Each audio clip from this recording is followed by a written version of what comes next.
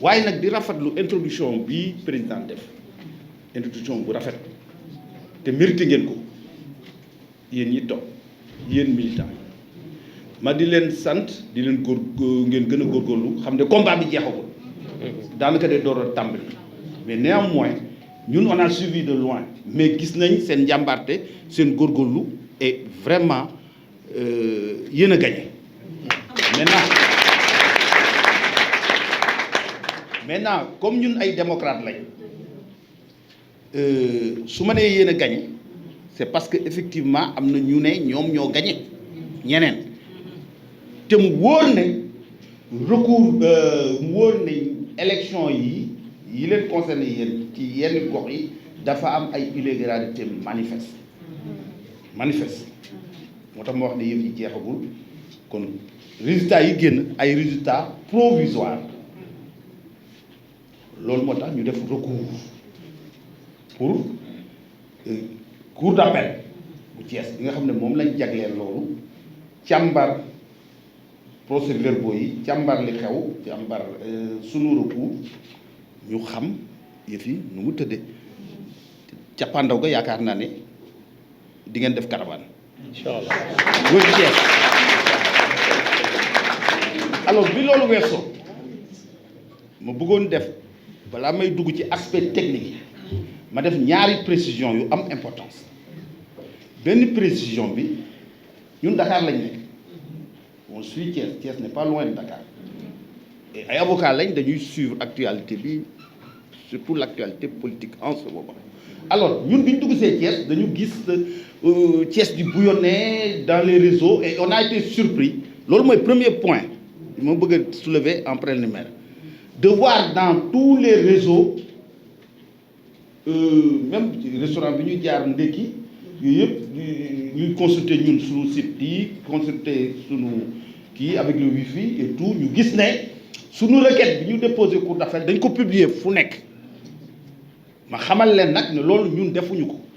te bi ñu ñëwee dañu njëkk a interroger seen ay plénipotentiaires seen ay mandataires ne na ñoom it defuñu ko xaw ma ku def loolu mais li mu def du yoon parce que gis nga dossier bu nekk ci justice dañ koy bàyyi ci loxo justice ñun publier wuñ waxuñu d'ailleurs waxuñu ci dossier bi dañuy leeral rek ay points techniques pour que ngeen bañ a jàmbaarloo wala ngeen bañ a mu bañ a am jiixi jaaxam pour mu leer seen bopp loolu rek moo ñu fi indi tey sinon dossier bi mu ngi ci loxo justice am nañ confiance ci justice te dina leer te ñun ñoo leen di taxawu ci wàllu boobu. Alors beneen point bi tamit loolu loo xam ne ni c'est personnel te daf ma naqari bon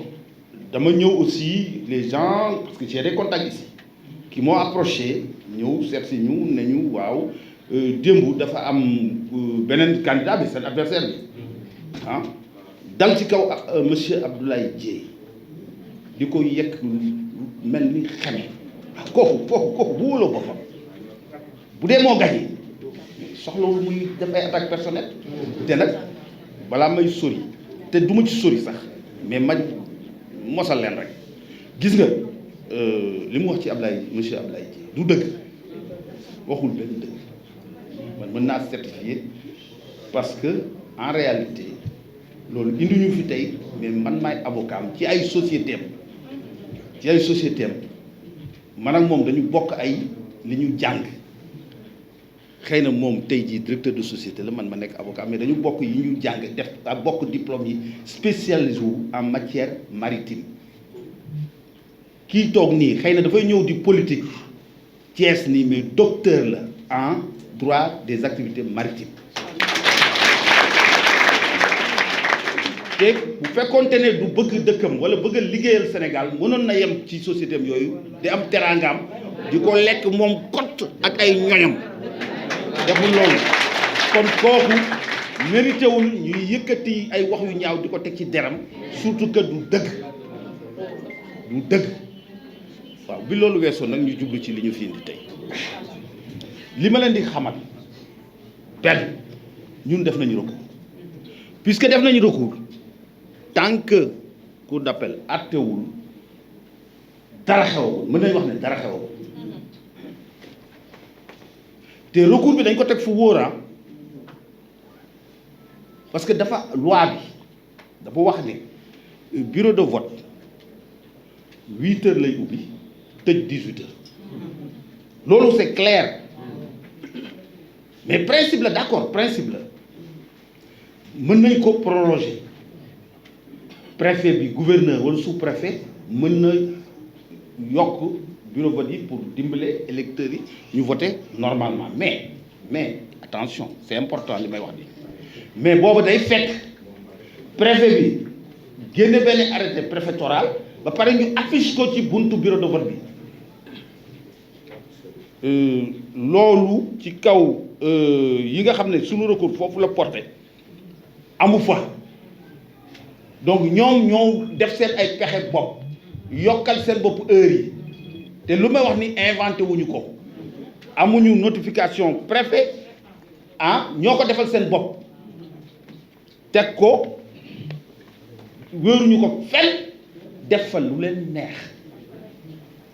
neex façon tappale bu leen neex boo gisee sax nombre de voix yi foofu ni muy yokkoo ak par rapport ak dans tout Thiès yeneen bureau de vote yi nga xam ne lii yenuwul maanaam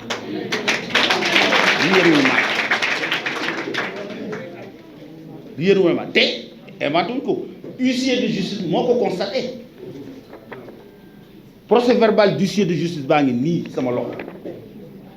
huissier de justice moo constaté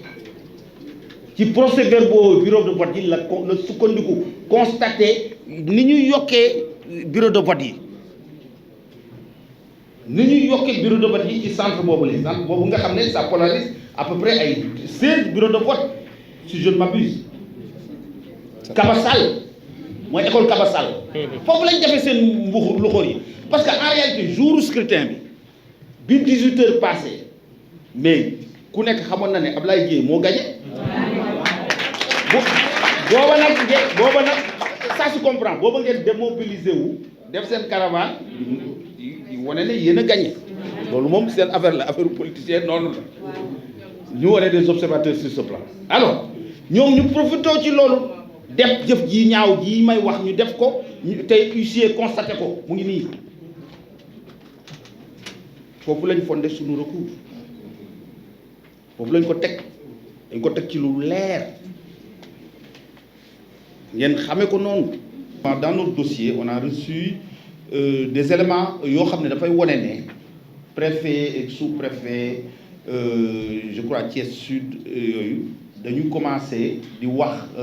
ñi nga xam ne dañ leen élire provisoirement ñu ñëw indi seen casier judiciaire ñu bind ne war ngeen ñëw pour ñu def installation ñu ne nag loolu yaakaar nañ ne teel na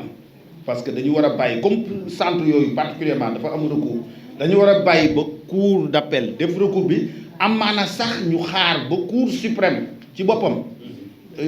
épuiser dossier bi complètement ñu doog a wax waxu installation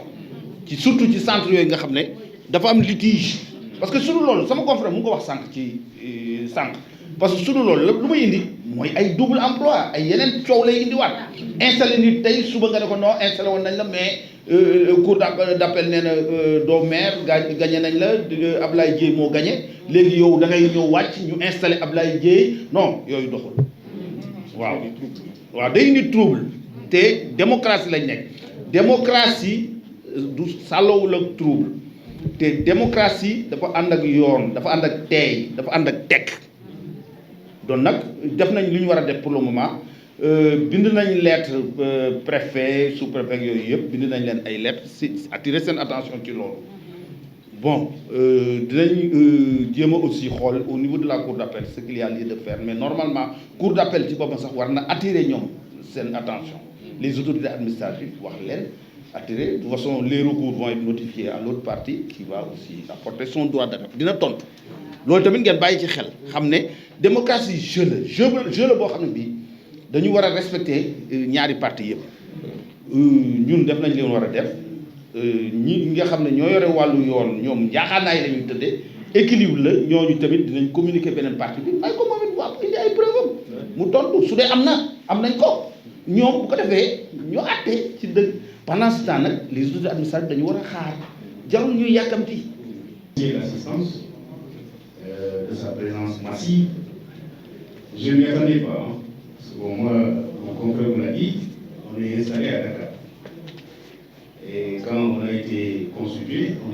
faire ce point de presse après avoir usé de voies de recours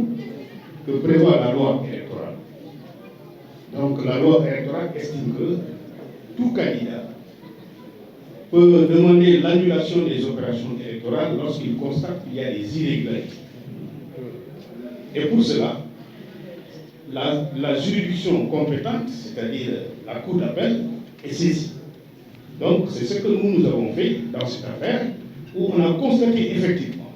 qu'il y avait des irrégularités manifestes, il y avait de la fraude à la limite, qui avait été perpétrée de l'autre côté. Et ce qui a faussé la sincérité du scrutin. Parce que simplement, vous savez, il y a un décret. C'est le décret 2021-1369 du 15 octobre 2021, lequel décret était relatif et qui en fait permettait le renouvellement des conseillers départementaux et municipaux, et qui disait que, en son article 2, que le scrutin est ouvert à 8 h et clos à 18 h. Donc c'est le principe. On ouvre, donc le scrutin est ouvert à 8 h, mais il est clos à 18 h. Maintenant, il y a une exception qui est prévue par la loi et qui permet aux préfets, gouverneurs et sous-préfets de proroger pour permettre aux électeurs de voter normalement lorsque, en fait, certainement, il y a un débordement. Mais pour cela, il faut un arrêté. Donc, l'autorité administrative doit prendre une décision administrative, et cette décision administrative doit être affichée à la porte du bureau de vote, pour que nul n'en ignore. Mais ce qui n'a pas été le cas en espèce, parce qu'on a constaté effectivement qu'au centre de vote de Kabassal, l'école Kabassal, qui compte 16 bureaux de vote, il y a eu des inégalités manifestes.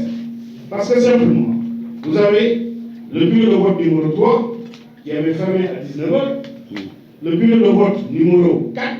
à 20 h 30, le bureau de vote numéro 5 à 20 h, le bureau de vote numéro 7 à 20 h, le bureau de vote numéro 8 à 19 h 40, vous avez le bureau de vote numéro 9 à 20 h, le bureau de vote numéro 10 à 20 h, le bureau de vote numéro 12 à 20 h, le bureau de vote numéro 13 à 19 h 40. Et vous avez également d'autres centres, notamment le centre de vote de Parcelles Assainies, unité 1, où le bureau de vote numéro 3 a fermé à 19 h 37. Et le centre de vote de Parcelles Assainies, unité 2, où le bureau de vote numéro 3 a fermé à 19 h également. Vous avez aussi l'unité 2, bureau de vote numéro 4, qui a clôturé à 20 h. Et vous avez le CM Diamaguène, bureau de vote numéro 3 à 20 h. Vous avez l'école R102, où le bureau de vote a clôturé à 19 h 15. Donc vous avez toutes ces irrégularités où il n'y a même pas une décision administrative qui autorisait la prorogation. Donc ce qui constitue manifestement un vice de forme qui entraîne l'annulation pure et simple du scrutin. Et donc en fait, nous avons saisi la Cour d'appel sur ces bases, et la Cour d'appel a été régulièrement saisie de la requête qu'on a introduite. Et en droit, cette requête, elle ne peut pas ne pas prospérer. Si on fait du droit pur, c'est l'annulation pure et simple. C'est ça le droit. Parce que la loi est claire.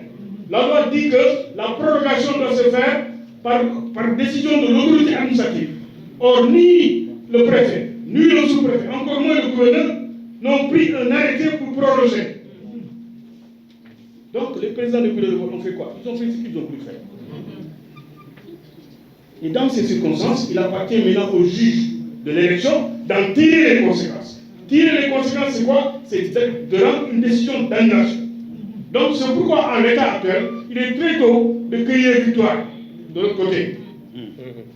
De crier victoire de l'autre côté. On ne peut pas crier victoire quand on est provisoirement élu. On ne peut crier victoire que quand on est définitivement élu. C'est-à-dire quoi? La Cour d'appel va rendre sa décision en premier ressort. Ce qui veut dire qu'il y a possibilité de faire un recours devant la Cour suprême encore. Donc, parce que nous tenons à ce que le droit soit dit dans cette affaire. Parce que c'est trop facile qu'il y ait des malversations, qu'il y ait de la magouille dans un scrutin et vouloir fermer les yeux sur ça. Donc sinon, c'est l'effritement de l'état de droit. Nous sommes des démocrates, nous sommes des républicains. Donc nous respectons la loi. Et la loi doit être appliquée dans toute sa rigueur. Et c'est pourquoi nous avons tenu à accompagner la coalition dans sa lutte et dans sa décision et dans son recours devant la Cour d'appel de Thiès. Et nous estimons que sur ces faits, que nous avons bon espoir que le droit, les juges diront le droit et le droit sera dit en votre faveur parce que vous avez raison en droit. L'éventuelle installation du conseil municipal. Je pense que les autorités administratives vont vite en besogne parce que simplement en fait l'élection en elle-même n'est pas encore définitivement clôturée. Et donc en fait nous allons attirer de l'attention sur ça. Normalement la Cour d'appel doit attirer de l'attention sur le fait qu'ils ont été saisis de recours et qu'ils doivent surseoir à statuer jusqu'à ce que les recours soient épuisés. C'est ça le droit. Parce que sinon il y aura un double emploi. Parce que simplement vous allez installer maintenant, demain s'il y a changement, vous êtes obligé de le faire à nouveau. Donc pour une bonne administration de la justice, je pense qu'en fait la Cour d'appel doit saisir les autorités pour attirer l'attention sur l'existence même des recours et leur demander de surseoir en attendant. Donc en fait, nous allons attirer de l'attention et donc des courriers ont été adressés au préfet du département de Thiès et au sous-préfet de l'arrondissement de Thiès Sud, entre autres, pour attirer l'attention et leur communiquer les recours qui ont été initiés. Donc j'estime que dans ces conditions-là, ce serait prématuré de vouloir installer un conseil municipal.